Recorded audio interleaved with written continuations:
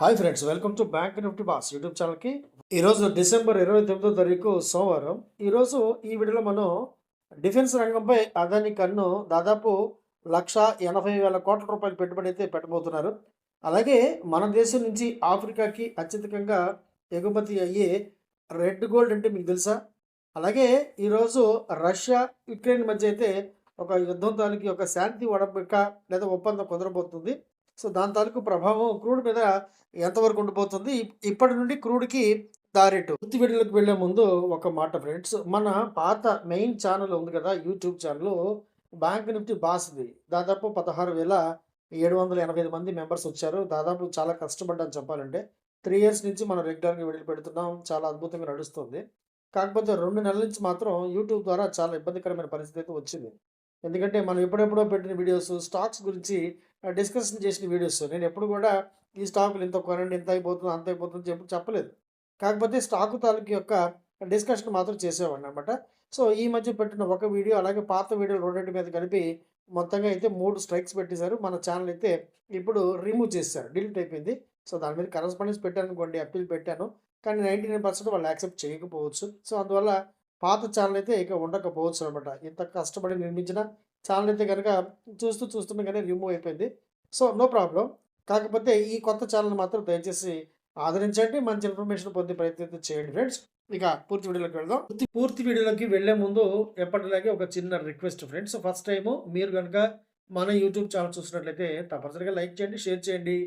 రెగ్యులర్గా మంచి కంటెంట్ పొందడం కోసం మర్చిపోకుండా సబ్స్క్రైబ్ చేసుకోండి. అలాగే నోటిఫికేషన్ ఆన్లో పెట్టుకోండి. అలాగే మీకు కనుక స్టాక్ మార్కెట్ పట్ల ఎటువంటి ఆసక్తి ఉన్నా, స్వింగ్ ట్రేడింగు అంటే ఈక్విటీలో పెట్టుబడి, అలాగే ఇంట్రాడే ఆప్షన్స్, స్టాక్ ఆప్షన్స్ లేదా ఇండెక్స్ ఆప్షన్స్ అంటే ఇంట్రాడే మన ఇండెక్స్లో చేసేటువంటి bank Nifty, Nifty, Sensex, pin Nifty లేదా మిడ్ క్యాప్ నిఫ్టీ, ఈ విధమైన ఇంట్రాడే కొరకు ఉపయోగపడే ఇండెక్స్ ఆప్షన్స్, అలాగే సెలెక్ట్గా అంటే మనం పెన్నీ స్టాక్స్ ఎలా సెలెక్ట్ చేసుకోవాలి లాంగ్ టర్మ్ కోసం, అలాగే క్రూడ్ అండ్ కమోడిటీలో క్రూడ్, నేచురల్ గ్యాస్ చాలా చాలా ఇంపార్టెంట్. అలాగే ఈ మధ్య మనం సిల్వర్, గోల్డ్ వీటి మీద కూడా కాస్త దృష్టి పెట్టామని చెప్పొచ్చు అనమాట. వీటిలో మనం ఎంట్రీ ఎలా తీసుకోవాలి, అసలు వీటి కోసం ఎటువంటి డేటా తీసుకోవాలి, వీటిని ఎలా సెలెక్ట్ చేసుకోవాలి, వీటిలో పెట్టుబడి ఎలా పెట్టుకుంటూ వెళ్ళాలి, వీటన్నిటి మీద ఒక్కొక్కటి అంటే విడివిడిగా మనకి సబ్జెక్ట్ వైజ్ అవగాహన కార్యక్రమాలు అయితే మనం నిర్వహించుకుంటున్నాం. వీటి పట్ల మీకు ఆసక్తి ఉంటే అంటే ట్రైనింగ్ కావచ్చు లేదా మెంటర్షిప్ కోసం మీరు ఖచ్చితంగా మన వాట్సాప్ నెంబర్కి చాటింగ్ చేసి పూర్తి వివరాలు అయితే పొందవచ్చు. ఇక పూర్తి వీడియోలోకి వెళదాం. ఈరోజు మార్కెట్ ఎక్స్పెక్ట్ చేసిన విధంగానే మైల్డ్ గ్యాప్ అప్తో వచ్చింది. కాకపోతే ఆ గ్యాప్ అప్ ఎంతోసేపు నిలవలేదు. ఆ తర్వాత ఇమ్మీడియట్గా మార్కెట్ అయితే సెల్ ఆఫ్లోకి వెళ్ళిపోయింది. రికవరీ రాలేదు. రికవరీ మాత్రం ఈరోజు ఏదైతే 25,950 ఉందో నిఫ్టీ వరకు సపోర్టు, అది కూడా బ్రేక్ చేసింది. సో ఈరోజు టోటల్గా చెప్పాలంటే రాష్ట్రాల్లోనే మార్కెట్ ముగిసిందని చెప్పొచ్చు. సో సెన్సెక్స్ ఎగ్జాక్ట్గా 345 పాయింట్స్ నష్టంతో 84,696 వద్ద క్లోజ్ అయింది. బ్యాంక్ ఎక్స్ 103 పాయింట్ నష్టంతో 65,880 వద్ద 888 వద్ద క్లోజ్ అయింది. నిఫ్టీ ఎగ్జాక్ట్గా 100 పాయింట్స్ లాస్ అయింది. 25,942 వద్ద క్లోజ్ అయింది. 25,950 సపోర్ట్గా ఉండాలి. స్లైట్గా బ్రేక్ అయింది కాబట్టి రేపు రికవరీ వస్తుందా, రేపు ఇక్కడి నుంచి మార్కెట్ కిందకు వెళ్తుంది అనేది కొంచెం వేచి చూడవలసిందే మనం. అలాగే బ్యాంక్ నిఫ్టీ కూడా ఎగ్జాక్ట్గా 79 పాయింట్స్ లాస్తో 58,932 వద్ద క్లోజ్ అయింది. అలాగే నిఫ్టీ ఫినాన్షియల్ సర్వీసెస్ 67 పాయింట్స్ లాస్తో 27,363 వద్ద క్లోజ్ అయింది. అలాగే నిఫ్టీ బిట్ సెలెక్ట్ ఎగ్జాక్ట్గా 72 పాయింట్స్ లాస్తో 13,651 వద్ద క్లోజ్ అయింది. మార్కెట్ ఈరోజు మంచి ట్రై చేసింది, చాలాసార్లు రికవరీ అవ్వడానికి ట్రై చేసింది, కానీ వచ్చిన ప్రతి రికవరీ కూడా సెల్ ఆఫ్లోకి వెళ్ళిపోయింది. ఇది రేపు డిసెంబర్ మంత్ ఎండింగ్ ఎక్స్పైరీ ఉంది కాబట్టి మార్కెట్ యొక్క మేనేజ్మెంట్ అని మనం భావించవచ్చు అనమాట. రేపటి మార్కెట్ ఎలా ఉండబోతుందో రేపు మార్నింగ్ మార్కెట్ యొక్క కండిషన్ గ్లోబల్ క్యూస్ వల్లే మనం నిర్ణయించుకోవచ్చు. రిలయన్స్కి సంబంధించి ఒక చిన్న నెగిటివ్ న్యూస్ అయితే వచ్చింది. అందువల్ల రిలయన్స్ ఈ రోజు మొత్తం మీద నెగిటివ్ ఉందని చెప్పొచ్చు అనమాట. సో దీనికి కారణం ఏంటంటే మన గవర్నమెంట్ ఆఫ్ ఇండియా రిలయన్స్ నుంచి, అలాగే అమెరికా బేస్గా ఉన్నటువంటి బీపీ బ్రిటిష్ పెట్రోలియం గురించి ఒక $30 బిలియన్ల అయితే కాంపన్సేషన్ కింద వాళ్ళు పెనాల్టీ వేశారు. ఇది కంపెనీకి సంబంధించి నెగిటివ్ వార్త అనమాట. అందువల్ల ఈరోజు మార్కెట్లో దాదాపు ఒక 1% నష్టాలతోనే ఉందన్నమాట. వేదాంతకి సంబంధించి ఒక మంచి వార్త అయితే వచ్చింది. వేదాంత ఈరోజు డెమోగ్రాఫైట్ వెనాడిమో బ్లాక్ అయితే గవర్నమెంట్ నిర్వహించిన ఆక్షన్లో గెలుపొందిందనమాట. ఇది కంపెనీకి సంబంధించి చాలా పెద్ద వార్తనే చెప్పాలి. బ్యాంకు తన స్టాక్ స్ప్లిట్ డేట్ని జనవరి 14కి పెట్టిందనమాట. ఒకవేళ మీ దగ్గర కొటక్ బ్యాంకు షేర్లు ఉంటే కనుక చూసుకోండి ఒకసారి. ఎందుకంటే స్టాక్ స్ప్లిట్ జనవరి 14థ్ ఉంటుంది కాబట్టి మీరు 15థ్ వరకు ఉంచుకున్నట్టయితే 1:5 రేషియోలో మీరు స్టాక్స్‌ని అయితే పొందుతారన్నమాట. సో, జాగ్రత్తగా గమనించుకోండి. మన దేశపు ప్రముఖ గ్రూప్ అయినటువంటి అదానీ గ్రూపు ఇప్పుడు మన భారత రక్షణ రంగపు అంటే డిఫెన్స్ సెక్టర్‌లోకి అయితే అడుగు పెట్టబోతుందని చెప్పొచ్చనమాట. దాదాపు 1.8 లక్షల కోట్ల రూపాయలు పెట్టుబడి పెట్టి ఈ మిలిటరీ ఉత్పత్తుల్లోకి ప్రవేశం చేయబోతున్నారన్నమాట. ఇక మిగిలిన ఏకైక రంగం ఏరోస్పేసు. అది కూడా కానిచ్చేస్తారేమో త్వరలో చూద్దాం. డిఫెన్స్ మినిస్ట్రీకి సంబంధించిన డీఏసీ దాదాపు 80,000 కోట్ల రూపాయల డిఫెన్స్ ఎక్విజిషన్ ఏదైతే ఉందో దానికి ఆ ప్రపోజల్‌కి ఓకే చెప్పారన్నమాట. దీని ద్వారా ప్రముఖ డిఫెన్స్ సంస్థలైనటువంటి బెల్, జెన్‌టెక్ అలాగే హెచ్ఏఎల్ ఇతర మిగతా కంపెనీలు కూడా లబ్ధి పొందబోతున్నాయి. మన దేశానికి చెందిన ఉల్లిపాయలు ఉన్నాయి కదా! ఆనియన్స్. ఈ ఆనియన్స్‌ని ఆఫ్రికాలో రెడ్ గోల్డ్ అంటారన్నమాట. మన దేశానికి చెందిన ఈ రెడ్ గోల్డ్ ఆనియన్స్‌కి ఎర్రగా ఉండే ఈ ఆనియన్స్ ఉల్లిపాయలకి దాదాపు చాలా ఆఫ్రికన్ దేశాల్లో అయితే విపరీతమైన డిమాండ్ ఉందన్నమాట. మన దేశం నుంచి వేల కొద్ది టన్స్ అయితే ఈ ఆఫ్రికా దేశాలకి ప్రతి సంవత్సరం కూడా ఎగుమతి చేస్తుంటారు. అలానే ఈరోజు షిప్పింగ్ కార్పొరేషన్ ఆఫ్ ఇండియా దాదాపు 4% పెరిగింది. షిప్పింగ్ కార్పొరేషను ఈ ఎక్స్‌పోర్ట్స్‌లో అలాగే కంటైనర్ కార్పొరేషన్ ఆఫ్ ఇండియా ఉంది కదా! అది కూడా మంచి లాభాలు పొందింది. అలాయిస్ అలాగే కెమికల్ రంగానికి చెందిన స్టాక్ అయినటువంటి ఈ జాన్ కాక్రైల్స్‌లో మన దమాని ఉన్నారు కదా! రమేష్ దమాని డీమార్ట్ అధినేత. రమేష్ దమాని ఈరోజు దాదాపు 26,000 షేర్లయితే ఆయన తీసుకున్నారు. ఈ ఈ షేర్‌లో ఈరోజు దాదాపు 8% గ్రోత్ అయితే కనిపించిందనమాట. ప్రధానంగా ఇది చెప్పాలంటే ఈ కెమికల్ రంగానికి, అలాగే ఫెర్రో ఎల్ఎస్ రంగానికి, మెషినరీస్‌కి ఆ రంగంలో బాగా విశేషంగా పనిచేస్తుందని చెప్పొచ్చనమాట. రాబోయే కొత్త సంవత్సరంలో గోల్డ్ ధర దాదాపు రూ. 1,90,000 అంటే దాదాపు 10 గ్రాముల ధర రూ. 1,90,000కి చేరవచ్చని చెప్పి వరల్డ్ గోల్డ్ కౌన్సిల్ అధ్యక్షుడు ఉన్నటువంటి డేవిడ్ టైట్ గారు చెప్తున్నారనమాట. సో, ఈ బంగారం యొక్క పరుగు ఇప్పట్లో ఆగేలా లేదు కదా! ఈ సంవత్సరం 4 వీలర్స్, కార్స్ రంగానికి మాత్రం బాగా కలిసొచ్చిందని చెప్పొచ్చనమాట.